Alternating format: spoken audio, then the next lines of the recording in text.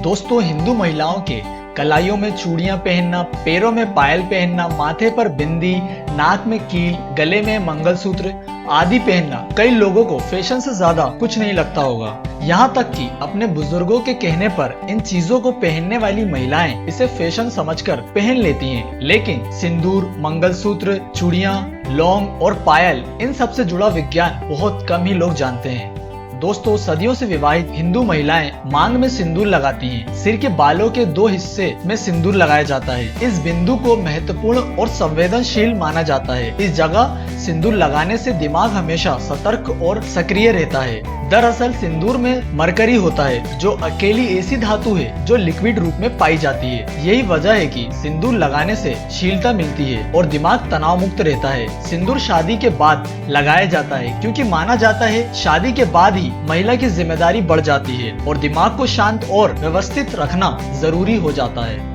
शादीशुदा महिलाओं का कांच की चूड़ियां पहनना शुभ माना जाता है। नई दुल्हन की चूड़ियों की खनक से उसकी मौजूदगी और आहट का एहसास होता है, लेकिन इसके पीछे एक विज्ञान छुपा है। दरअसल कांच में सात्विक और चैतन्य अंश प्रदान होते हैं। इस वजह से चूड़ियों के आपस में टकराने से जो आवाज पैदा होती है, वह नकारात्मक ऊर्जा को दूर भगाती है। दोस्तों, माना जाता है कि मंगलसूत्र धारण करने से ब्लड प्रेशर नियमित रहता है।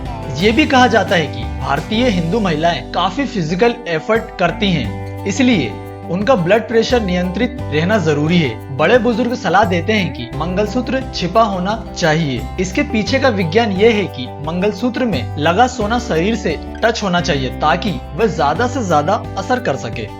दोस्तों, चांदी की पायल पहनने से पीठ, एड़ी, घुटनों के दर्द और हिस्टीरिया रोगों से राहत मिलती है। साथ ही चांदी की पायल हमेशा पैरों से रगड़ाती रहती है, जो स्त्रियों की हड्डियों के लिए काफी फायदेमंद है। इससे उनके पैरों की हड्डी को मजबूती मिलती है। दोस्तों, कानों में झुमके, बालियां आदि पहनना फैशन ही नहीं, इसका शरीर पर एक्यूपंक्चर प्रभाव भी पड़ता है। कान में छेद कराकर उसमें कोई धातु धारण करना मेंस्ट्रुअल को नियमित करने में सहायक होता है। शरीर को ऊर्जावान बनाने के लिए सोने के इयररिंग और ज्यादा ऊर्जा को कम करने के लिए चांदी के इयररिंग्स पहनने की सलाह दी जाती है।